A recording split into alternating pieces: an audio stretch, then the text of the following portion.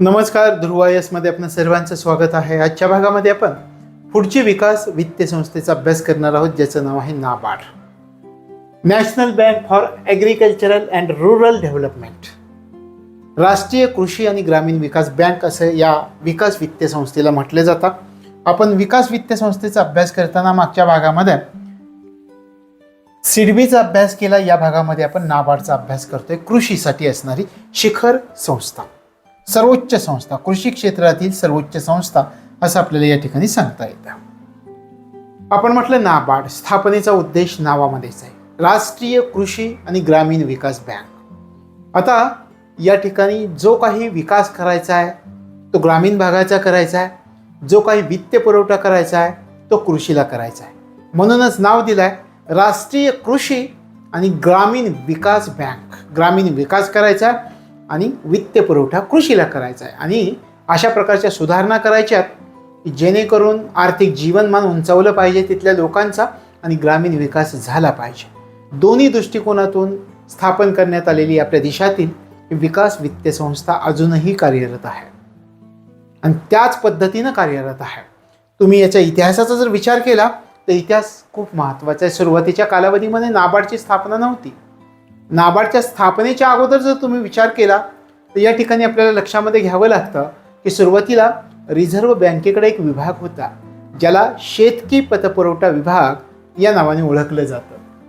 याचा इतिहास आपण पाहूयात. सुरुवातीला आपण म्हटलं एक शेतकी पतपुरवठा विभाग होता रिझर्व्ह बँकेमध्ये आणि त्याच्यामार्फत शेतीकडे लक्ष देत होती रिझर्व्ह बँक.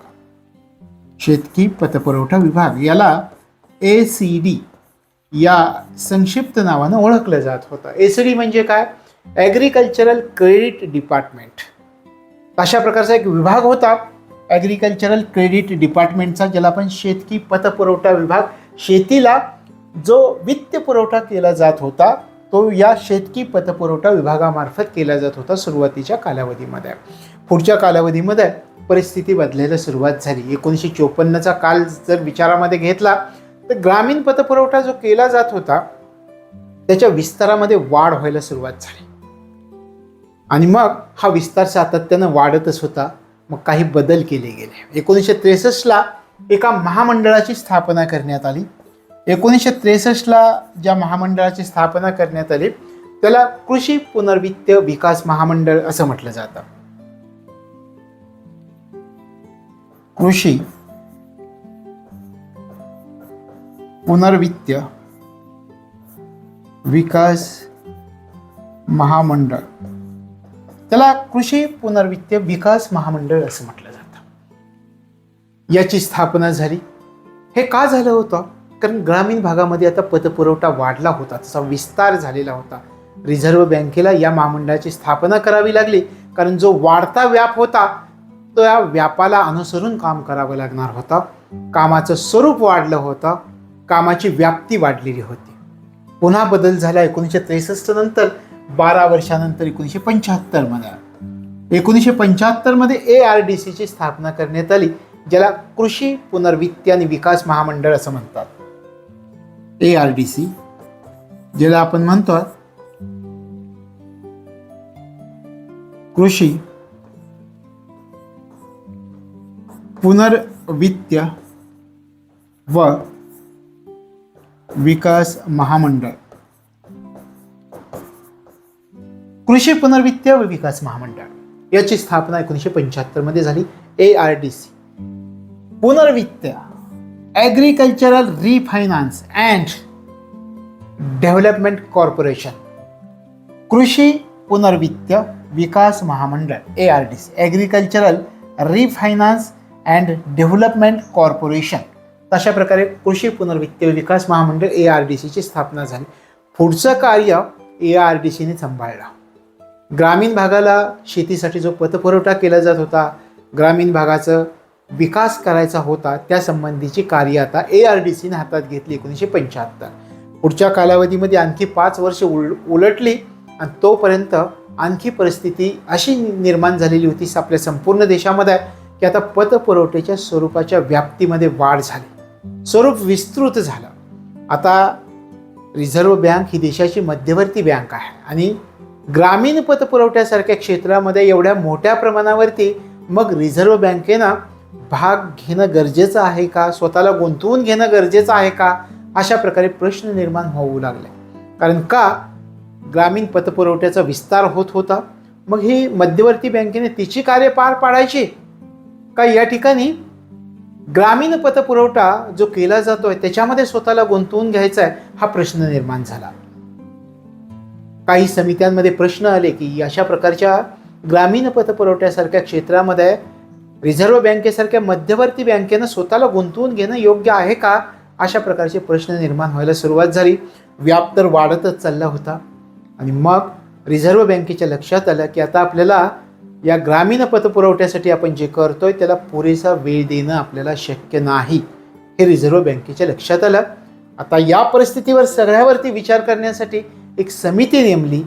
त्या समितीचं नाव होतं शिवरामन समिती. शिवरामन समितीला सांगितलं आत्तापर्यंत रिझर्व्ह बँक हा पतपुरवठा विभाग सांभाळते, ARDCची स्थापना पण केली, पण कामाचा व्याप वाढत चाललाय, रिझर्व्ह बँकेला पुरेसा वेळ नाहीये त्याच्याकडे द्यायला. या परिस्थितीवर काय उपाय शोधता येईल याच्यावरती तुम्ही अभ्यास करा आणि सांगा. त्यासाठी नेमलेली समिती कोणती होती याचा जर तुम्ही विचार केला तर त्याला आपण म्हणतो शिवरामन समिती. आणि या शिवरामन समितीच्या शिफारशीनुसारच नाबार्डची स्थापना झालेली दिसते. शिवरामन समिती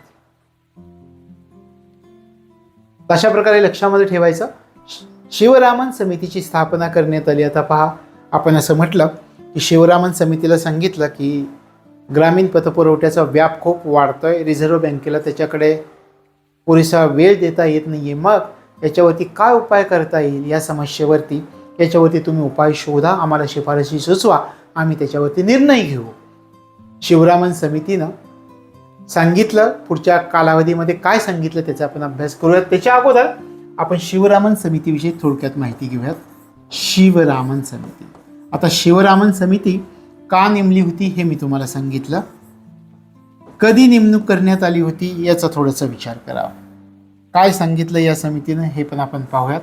शिवरामन समिती 1979 मध्ये शिवरामन समिती नेमली होती. शिवरामन समितीच्या शिफारशींचा जर आपण विचार केला तर हा शिफारशी किंवा अहवाल म्हणूयात, अहवाल RBIला सादर केला. RBI आपण म्हणूयात अहवाल जो सादर केला तो RBIला सादर करण्यात आलेला होता या समितीनं. कारण रिझर्व्ह बँकेनं नेमलेली समिती होती, तिला वेळ देता येत नव्हता. ग्रामीण पतपुरवठ्याच्या कामामध्ये उपाय शोधण्यासाठी नेमलेली समिती.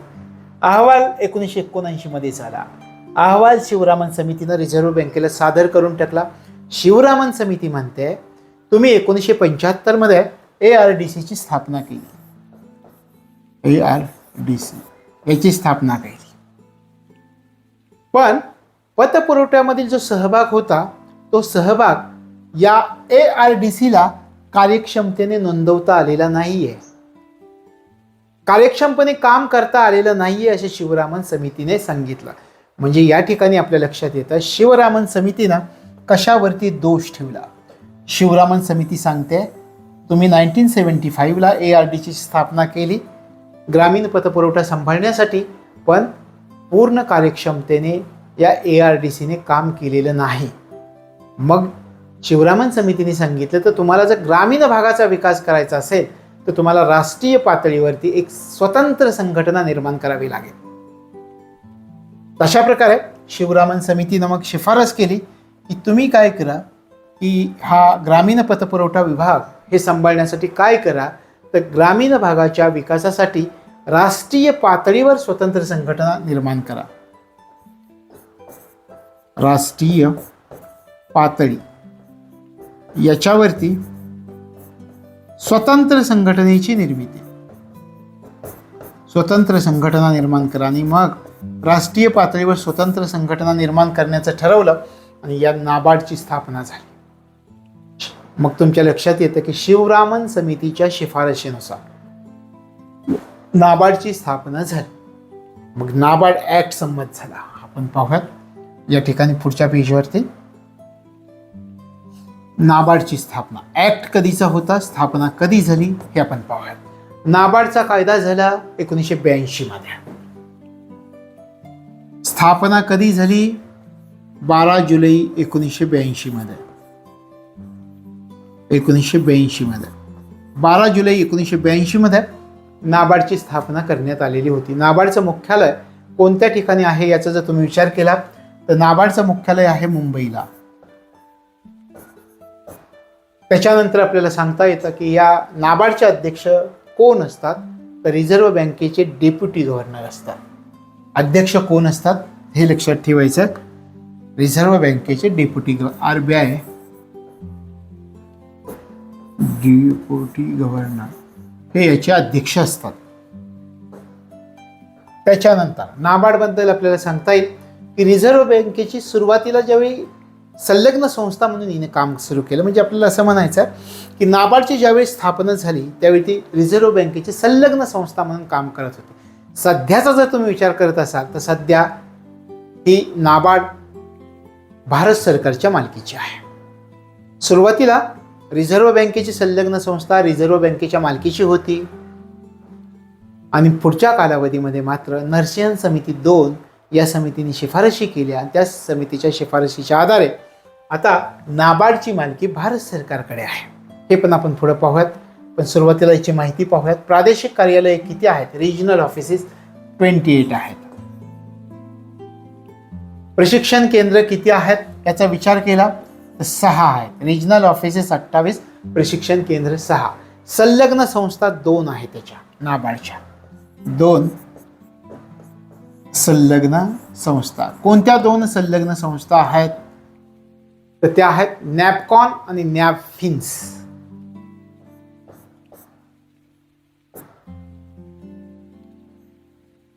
नॅपकॉन आणि नॅपफिन्स. नॅपकॉन आणि नॅपफिन्स. आता नॅपकॉन म्हणजे काय आणि नॅपफिन्स म्हणजे काय याचाही लॉंग फॉर्म आपल्याला माहिती असणं गरजेचं आहे.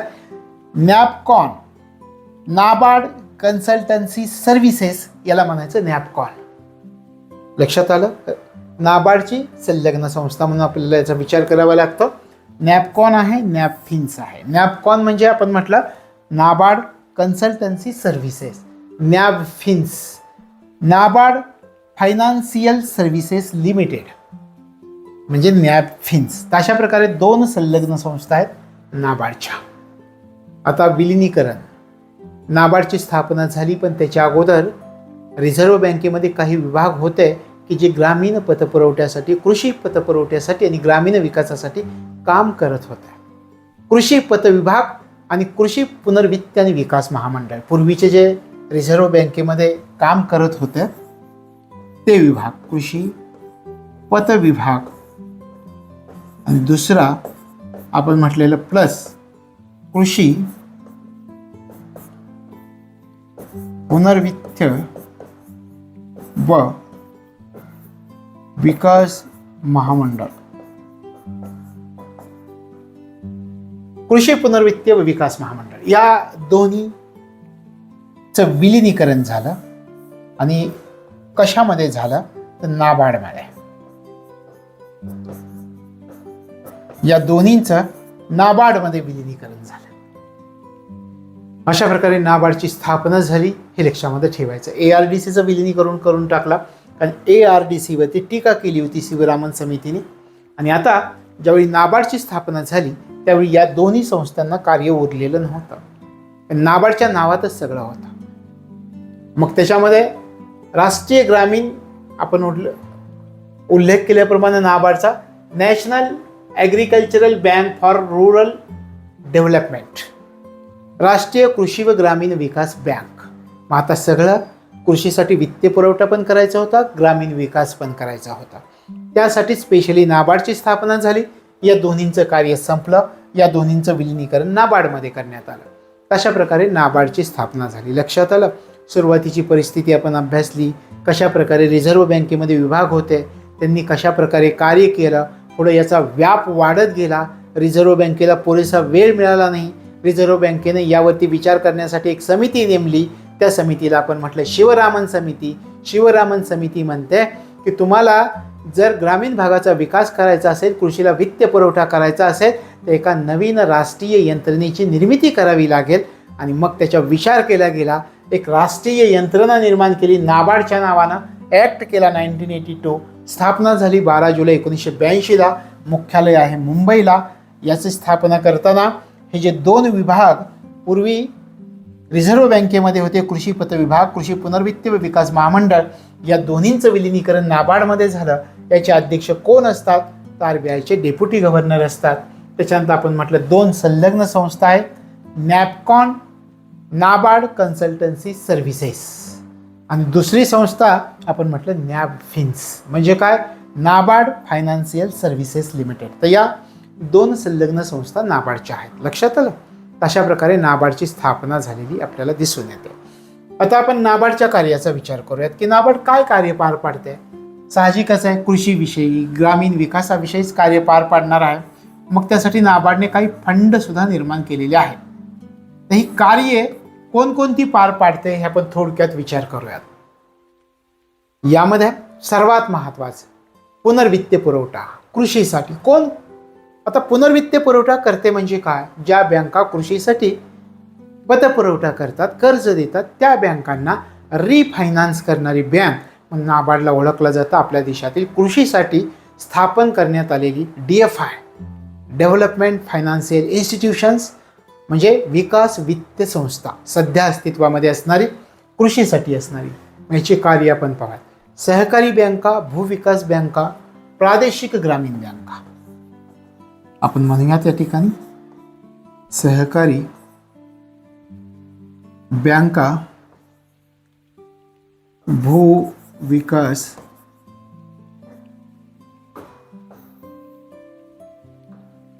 बँका, सहकारी बँका, भूविकास बँका, RRBs असं म्हटलं तरी तुमच्या लक्षात येईल. आपण त्याचा अभ्यास केलाय. रूरल, प्रादेशिक ग्रामीण, रिजनल रूरल बँक्स. तर या बँकांना पुनर्वित्त पुरवठा करण्याचं काम, रिफायनान्स करण्याचं काम कोण करतं? नाबार्ड करते. सर्वोच्च संस्था, शिखर संस्था, कृषी क्षेत्रातील सर्वोच्च संस्था. शिवाय एवढंच नाहीये करत की पैसे द्यायचे आहेत आणि ग्रामीण विकासासाठी असं नाहीये. शेती आणि ग्रामीण विकास क्षेत्र, 2 महत्वाचे क्षेत्र नाबार्डसाठी महत्वाचे आहेत. एक तर शेती आहे आणि दुसरं आहे ग्रामीण विकास. ग्रामीण विकास या दोन्ही क्षेत्रांमध्ये कार्य करणाऱ्या संस्था आहेत. या दोन्ही क्षेत्रामध्ये कार्य करणाऱ्या ज्या संस्था आहेत, त्या संस्थांच्या प्रयत्नांमध्ये एकसूत्रता आणण्याचं कार्य कोणामार्फत केलं जातं? तर नाबार्ड मार्फत. म्हणजे नुसतंच नाव नाही, तर नावानुसार कृती सुद्धा साध्य करते नाबार्ड. शेतीचा विकास करायचा आहे, शेतीला वित्त पुरवठा करायचा आहे, काम मोकळं होणार आहे का? नाही. ग्रामीण विकासासाठी या ठिकाणी वित्त पुरवठा केला जातोय, पुनर्वित्त पुरवठा. एवढंच नाही करायचं, तर शेती आणि ग्रामीण विकास क्षेत्रामध्ये कार्य करणाऱ्या ज्या राज्यस्तरीय संस्था आहेत, त्या संस्थांच्या प्रयत्नांमध्ये एकसूत्रता, सुसूत्रता आणण्याचं काम नाबार्ड मार्फत केलं जातं. कृषी आणि ग्रामीण विकास 2च मुद्दे लक्षात ठेवायचे.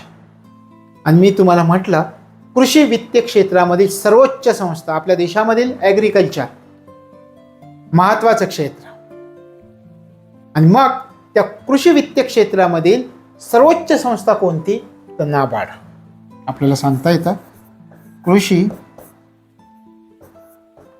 वित्त क्षेत्रामधील सर्वोच्च संस्था म्हणून नाबार्डला ओळखलं जातं. म्हणजे आता तुम्हाला या ठिकाणी लक्षात येईल की कृषी वित्त क्षेत्रामधील सर्वोच्च संस्था म्हणजे नाबार्ड. लक्षात येतं या ठिकाणी कोणाकोणाला? सहकारी बँका, भूविकास बँका, प्रादेशिक ग्रामीण बँका यांना पुनर्वित्त पुरवठा करण्याचं काम, कर्ज पुरवठा करण्याचं काम कोणामार्फत केलं जातं? नाबार्ड मार्फत केलं जातं. हे लक्षामध्ये ठेवायचं. शेती, लघु उद्योग, ग्रामोद्योग, हस्तकला, कुटीर उद्योग याच्या माध्यमातून ग्रामीण विकास साध्य करण्याचं काम नाबार्ड करत आहे. राज्य सहकारी संस्था यांना पुनर्वित्त पुरवठा करण्याचं काम नाबार्ड करतायत. अशा प्रकारे या ठिकाणी लक्षात ठेवायचं की नाबार्ड ही कृषी वित्त क्षेत्रातील सर्वोच्च संस्था आहे. तिची कार्य जर विचार घेतली आणि तिच्या कार्याच्या बाबतीत दोन गोष्टी तुमच्या लक्षात येतात. ॲग्रिकल्चर, रुरल डेव्हलपमेंट नावातच आहे. तीच दोन कार्य पार पाडायची. पण ही दोन कार्य पार पाडताना या दोन्ही कार्यामध्ये ज्या राज्यस्तरीय संस्था काम करतायत त्यांच्या प्रयत्नांमध्ये एकवाक्यता, एकसूत्रता, सुसूत्रता आणण्याचं काम आपली नाबार्ड करते. एवढं मोठं काम आहे नाबार्डचं. आता नाबार्डनं काही निधीसुद्धा आहे. त्या निधीची सुद्धा रचना केली नाबार्ड मार्फत. त्या निधी आपण समजावून घेऊयात. RIDF फंड नावाचा एक फंड आहे. RIDF फंड या नावाचा एक फंड आहे.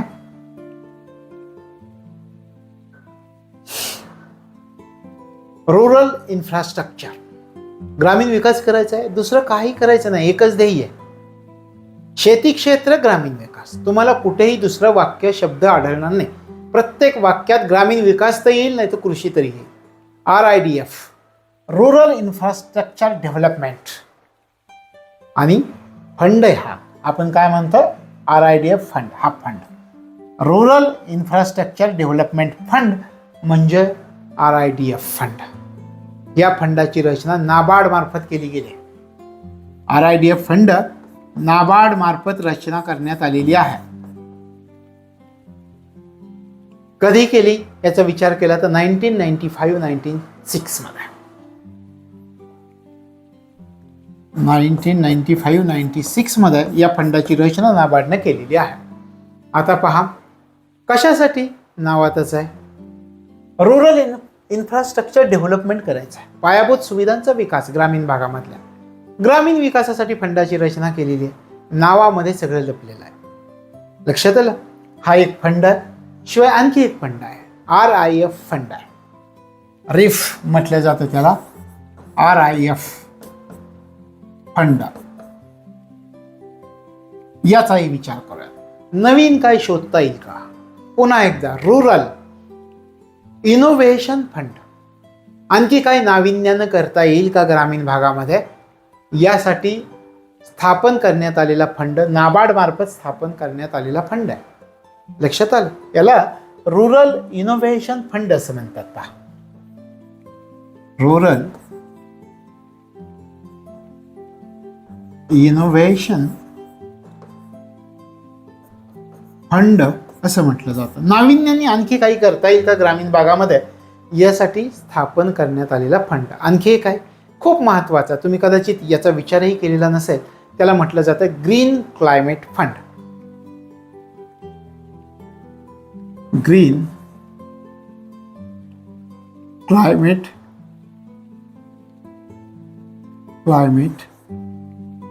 फंड. Green climate fund. आता या ठिकाणी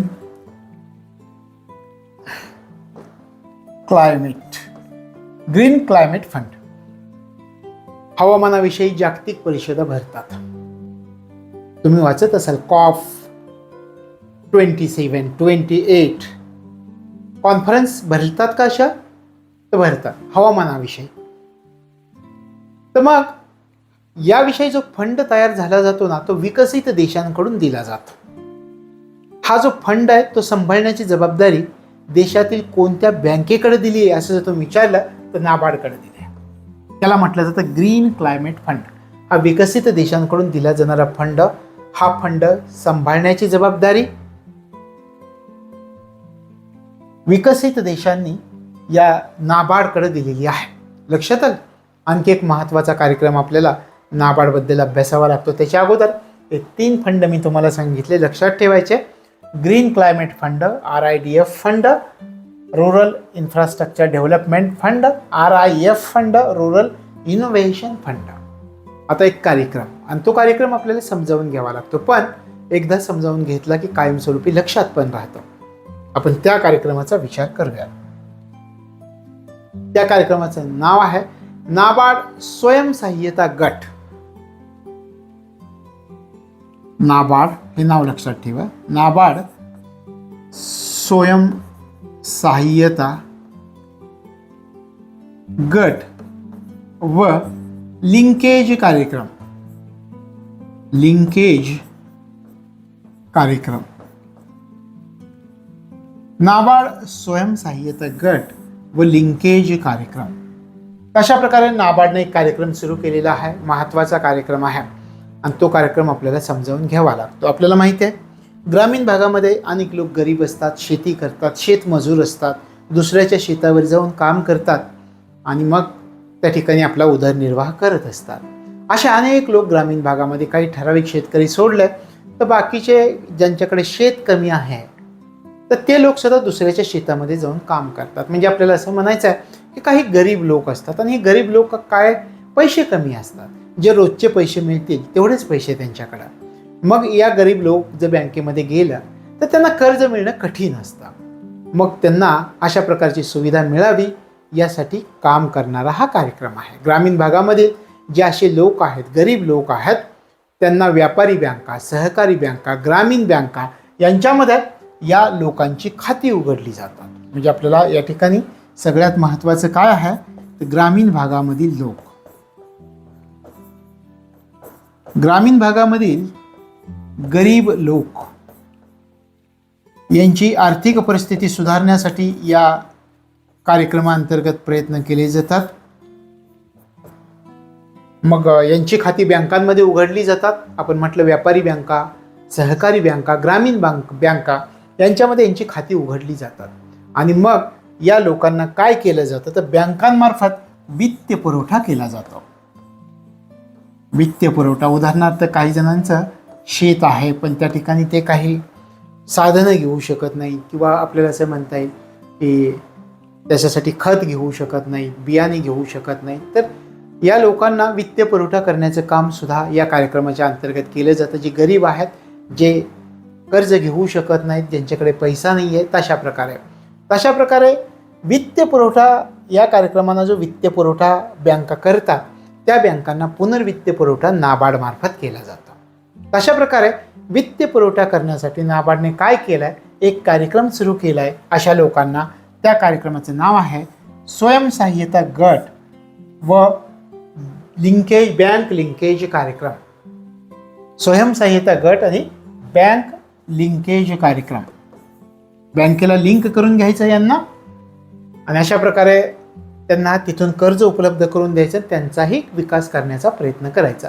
तर अशा प्रकारचा कार्यक्रम. आता तुम्हाला जर असं विचारलं की जगातील सर्वात मोठा सूक्ष्म पतपुरवठ्याचा कार्यक्रम कोणता आहे, हा आहे जगातील सर्वात मोठा सूक्ष्म पतपुरवठ्याचा कार्यक्रम. जगातील सर्वात मोठा सूक्ष्म पतपुरवठ्याचा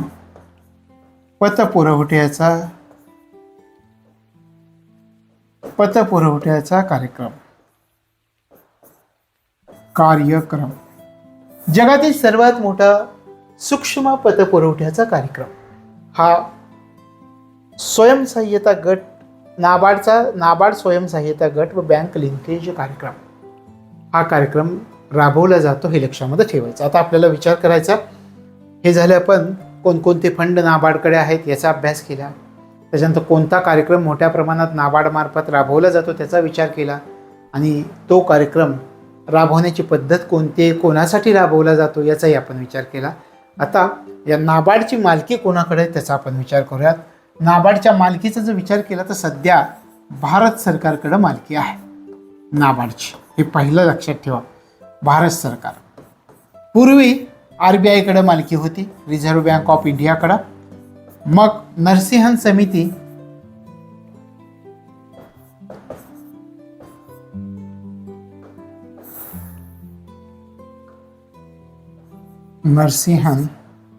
समिती 2 97-98ची या समितीने शिफारस केली आणि या शिफारशीनुसार रिझर्व्ह बँकेकडं जी नाबार्डची मालकी होती तो वाटा रिझर्व्ह बँकेनं भारत सरकारला विकून टाकला.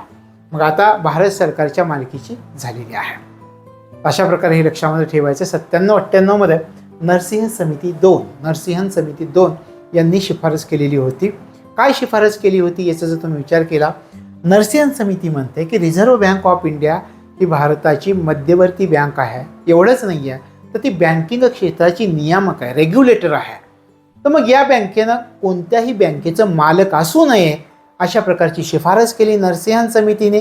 आणि मग रिझर्व्ह बँकेने तिच्याकडं जी मालकी होती 72.5% एवढे भाग होते या नाबार्डचे, आणि ते भाग त्यांनी भारत सरकारला विकले. भारत सरकारला किती भाग विकले याचा विचार केला तर जवळजवळ 1430 कोटी रुपयांना हे भाग विकून टाकले. 1430 कोटी रुपये यांना हे भाग रिझर्व्ह बँकेने भारत सरकारला विकले. लक्षात आलं? याच्यातले 72.5 म्हणतोय आपण, उलट झाले या ठिकाणी. 5-2 मागे पुढे झाले. 72.5% एवढे भाग होते आरबीआयकडे. त्यातले आरबीआयनं काय केलं की मालकी यांच्याकडे देऊन टाकायची, म्हणजे 71.5% भाग हे भारत सरकारला विकले 1430 कोटी रुपयांना. आणि मग आता भारत सरकारची मालकी आहे नाबार्डवरती. लक्षात झालं? अशा प्रकारे रिझर्व्ह बँकेची ही जी भागीदारी होती ती भारत सरकारकडं 2010 मध्ये देण्यात आलेली होती. आता रिझर्व्ह बँकेची नाबार्डमध्ये शिल्लक भागीदारी किती आहे? 72.5 मधून 71.5 गेले 1%, फक्त 1%. मालकी भारत सरकारची आहे. लक्षात आलं? अशा प्रकारे हे लक्षामध्ये ठेवायचे. आता भारत सरकारकडे पूर्ण किती भाग आले पहा? 71.5% भाग या रिझर्व्ह बँक ऑफ इंडियानं भारत सरकारला विकले. आणि पूर्वी भारत सरकारकडे किती भाग होते याचा जर विचार केला तर पूर्वी नाबार्डमधले 25% भाग हे भारत सरकारकडे होते. आता किती भाग झाले पहा? पूर्ण, म्हणजे संपूर्ण मालकी भारत सरकारची झाली. तर अशा प्रकारे या ठिकाणी नाबार्डची रचना आपल्याला समजावून सांगता येते. मग याच्यावरती प्रश्न विचारले जातात. कोणते प्रश्न आहेत ते पण आपण पाहूयात. पण या ठिकाणी एकदा आपण नाबार्ड जो अभ्यासला त्याची रिव्हिजन करूयात. नाबार्ड हे विकास वित्तीय संस्थांचा आपण अभ्यास करताना नाबार्डच्या अभ्यासाला आपण सुरुवात केली आज. National bank for agricultural and rural development, राष्ट्रीय कृषी व ग्रामीण विकास बँक. आपण म्हटलं नाबार्डची स्थापना होण्या अगोदर रिझर्व्ह बँकेमध्ये किंवा रिझर्व्ह बँक हा ग्रामीण विकासाचा किंवा कृषीला पतपुरवठा करण्याचा कार्यक्रम पाहत होती. त्यासाठी रिझर्व्ह बँकेने एक विभाग तयार केलेला होता ज्याला शेतकी पतपुरवठा विभाग असं म्हटलं जात होता. ACD, agricultural credit department. तशा प्रकारे हे शेतकी पतपुरवठा विभाग तयार करण्यात आलेला होता सुरुवातीच्या कालावधीमध्ये. पुढे जाऊन जसा जसा व्याप वाढायला लागला तसा तसा बदल झाला. पुढे 1963 मध्ये कृषी पुनर्वित्त विकास महामंडळ, पुढे 1975 मध्ये कृषी पुनर्वित्त विकास महामंडळ ARDCची स्थापना झाली. पुन्हा 1980चा काळ आला, पुन्हा व्याप्ती वाढली. मग पुढच्या कालावधीमध्ये मात्र RBIच्या लक्षात आलं की आता इथून पुढच्या कालावधीमध्ये आपल्याला याच्यामध्ये वेळ द्यायला जमणार नाही. ग्रामीण पतपुरवठा हे जे क्षेत्र आहे त्याच्यामध्ये वेळ नाही आहे. मग ही समस्या निर्माण झाली. मग याच्यावरती उपाय काढण्यासाठी एक समिती नेमली. त्या समितीचं नाव होतं शिवरामन समिती. 1979 मध्ये नेमली. या समितीनं RBIला अहवाल सादर केला. आपण म्हणूया अहवाल RBIला सादर केला 1979 मध्येच. मग त्या अहवालामध्ये शिवरामन समिती म्हणते आत्तापर्यंत ग्रामीण पतपुरवठ्याची जबाबदारी ARDC वरती होती, परंतु यांनी आपलं काम कार्यक्षमतेनं केलेलं नाही. ARDCनं, या मंडळानं आपलं काम कार्यक्षमतेनं केलं नाही. म्हणून तुम्ही आता काय करा की राष्ट्रीय पातळीवर या ग्रामीण पतपुरवठ्यासाठी एक स्वतंत्र संघटना असणं गरजेचं आहे अशी शिफारस केली शिवरामन समितीनं. ही शिफारस लक्षामध्ये घेतली गेली आणि देशामध्ये नाबार्डची स्थापना करण्यात आली. ॲक्ट 1982 मध्ये झाला. 12 जुलै 1982 मध्ये स्थापना झाली. मुख्यालय मुंबईला आहे. ज्यावेळी नाबार्डची स्थापना झाली त्याच्यामध्ये पूर्वीचे ग्रामीण पतपुरवठ्यासाठी जे 2 भाग काम करत होते कृषी पत विभाग, कृषी पुनर्वित्त विकास महामंडळ यांचं विलिनीकरण नाबार्डमध्ये केलेलं दिसतं. नाबार्डच्या 2 संलग्न संस्था आपण पाहिल्या, नॅपकॉन आणि नॅपफिन्स. अशा प्रकारे त्याच्यानंतर आपण कार्य पाहिली. सहकारी बँका, भूविकास बँका, प्रादेशिक ग्रामीण बँका यांना कर्ज पुरवठा, पुनर्वित्त पुरवठा करण्याचं काम कोण करतं? नाबार्ड करतं. कृषी वित्त क्षेत्रातील सर्वोच्च संस्था म्हणून नाबार्डला ओळखलं जातं. अशा प्रकारे नाबार्डची ही महत्त्वाची कार्य आपल्या लक्षात येतात. त्याच्यानंतर आपण काही फंड अभ्यासले. ग्रीन क्लायमेट फंड जो विकसित देशांकडून दिला जातो तो नाबार्डकडे ठेवण्यात आलेला आहे. त्याची जबाबदारी नाबार्डवरती आहे. RIDF रुरल इन्फ्रास्ट्रक्चर डेव्हलपमेंट हा जो फंड आहे RIDF तो फंड नाबार्ड मार्फत 1995-96 मध्ये सुरू करण्यात आलेला होता. RIF fund rural innovation fund पण लक्षात ठेवायचा. आपल्याला कदाचित विचारतील की नाबार्ड मार्फत कोणते फंड सुरू करण्यात आलेले होते, तर हे फंड. आणि हा फंड मात्र विकसित देशांनी या ठिकाणी नाबार्डकडे दिलेली त्याची जबाबदारी, हे लक्षात ठेवायचं. त्याच्यानंतर एक कार्यक्रम आपण पाहिला, स्वयंसहाय्यता गट व बँक लिंकेज कार्यक्रम. नाबार्डचा कार्यक्रम ग्रामीण भागामधील जे गरीब लोक आहेत त्या गरीब लोकांना खाती काढून दिली जातात सहकारी बँकांमध्ये, व्यापारी बँकांमध्ये, आणि त्यांना वित्त पुरवठा करण्याचा प्रयत्न केला जातो. आणि त्यांना वित्त पुरवठा करून त्यांचा विकास करून त्यांना आपल्याला सांगता येईल जीवनमान उंचावण्याचा त्यांचा प्रयत्न केला जातो. त्यासाठी उभारण्यात आलेला उपक्रम म्हणून आपण म्हणतो नाबार्ड स्वयंसहाय्यता गट व बँक लिंकेज कार्यक्रम. कारण ह्या लोकांना बँकेमध्ये खातं काढून दिले जात आहे. आता जगातील सर्वात मोठा हा सूक्ष्म पतपुरवठ्याचा कार्यक्रम म्हणून या कार्यक्रमाला ओळखलं जातं. हा कार्यक्रम नाबार्ड मार्फत राबवला जातो असं आपण म्हटलेलं होतं. पुढच्या भागामध्ये आपण म्हटलं नाबार्डची मालकी आता भारत सरकारकडे आहे. पूर्वी रिझर्व्ह बँकेकडे मालकी होती. नरसिंहन समिती 2 आली 1997-98ला. त्या समितीने शिफारस केली, सांगितलं की रिझर्व्ह बँक मध्यवर्ती बँक आहे आणि मध्यवर्ती बँकेने इतर कोणत्याही बँकेचं मालक असू नये अशी शिफारस केली. ती शिफारस महत्त्वाची ठरली. RBIनं आपला जो वाटा होता 72.5%, त्यातला 71.5% वाटा भारत सरकारला देऊन टाकला 1430 कोटी रुपयांना. आणि आता ही मालकी, नाबार्डची मालकी सध्या कोणाकडे आहे तर भारत सरकारकडे आहे, हे लक्षात ठेवायचं. आता आपण प्रश्नांचा विचार करूयात. याच्यावरती कसे प्रश्न विचारले गेलेले आहेत. हा प्रश्न पहा. MPSC मेन्स 2013ला या नाबार्डवरती प्रश्न विचारला. राष्ट्रीय कृषी व ग्रामीण विकास बँक या शिखर संस्थेची स्थापना खालील कारणांमुळे करण्यात आली. 4 ऑप्शन. कोणत्या कारणामुळे करण्यात आली? कृषी पुनर्रचित पतपुरवठा विकास मंडळाचा पतपुरवठ्यातील सहभाग कार्यक्षम नव्हता. शिवरामन समितीने केलेली शिफारस आपल्या लक्षात येते. शिवरामन समिती म्हणते हा जो ARDC आहे ग्रामीण पतपुरवठ्यातील त्याचा सहभाग कार्यक्षम नव्हता असा ठपका शिवरामन समितीने ठेवला होता. आणि मग याच कारणामुळं तुम्ही स्वतंत्र यंत्रणेची निर्मिती करा असं शिवरामन समितीने सांगितलं होतं. आणि त्यामुळे नाबार्डची स्थापना झाली होती. पहिलंच आपलं उत्तर आहे की राष्ट्रीय कृषी व ग्रामीण विकास बँकेची या शिखर संस्थेची म्हणजे नाबार्डची स्थापना कशामुळे करण्यात आली तर यांनी आपलं काम कार्यक्षमपणे केलेलं नव्हतं. त्यामुळे नवीन यंत्रणा उभारणं गरजेचं होतं आणि तशा प्रकारची शिफारस शिवरामन समितीने केली. तशा प्रकारे हे लक्षात ठेवायचं. पहिलं आपल्याला लक्षात आलं. दुसरा प्रश्न पहा. कोणती संस्था ग्रामीण भागातील वित्तीय गरजा भागवणारी शिखर संस्था? मी तुम्हाला काय सांगितलं? कृषी क्षेत्रातील सर्वोच्च संस्था, कृषी वित्त क्षेत्रातील सर्वोच्च संस्था कोणती आहे? नाबार्ड आहे. सरळ सरळ आपल्याला ओळखता येतं. त्याच्यानंतर आणखी काय विचारलंय का पाहूयात आपण. प्रश्न पहा. नाबार्ड मार्फत यांना पुनर्वित्त पुरवठा केला जातो. कोणाला केला जातो? आता पहा. लहान शेतकऱ्यांना सूक्ष्म वित्त पुरवठा संबंधच नाहीये. रिफायनान्स नावातच आहे नाबार्डच्या.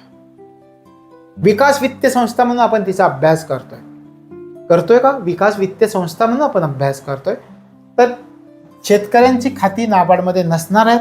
प्रादेशिक ग्रामीण बँकांना पुनर्वित्त पुरवठा करेल, राज्य सहकारी बँकाला करेल, ग्रामीण कार्यकारिणी कोणतीही व्यक्ती याच्यामध्ये येणारच नाहीये.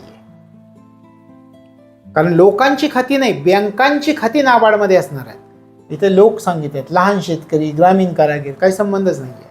तशा प्रकारे प्रादेशिक ग्रामीण बँक, राज्य सहकारी बँक यांना पुनर्वित्त पुरवठा करण्याचं काम करते नाबार्ड. म्हणजे आपलं उत्तर 2 आणि 3 असणार आहे. हे पहिलंच आहे पहा. तशा प्रकारे सगळ्या संकल्पना जर आपल्याला समजावून घेता आल्या तर नाबार्ड ही जी आपली दुसरी विकास संस्था आपण अभ्यासली ती आपल्या लक्षात येते, ही नाबार्ड. पुढच्या भागामध्ये आपण व्यापार, एक्झिम बँक याचा अभ्यास करणार. व्यापारासाठी असणारी Exim bank, export import bank of India, याचा आपण अभ्यास करणार आहोत. या ठिकाणी आपण थांबता. भेटूयात पुढच्या भागामध्ये. तोपर्यंत तुम्हाला तुमच्या अभ्यासासाठी मनापासून शुभेच्छा.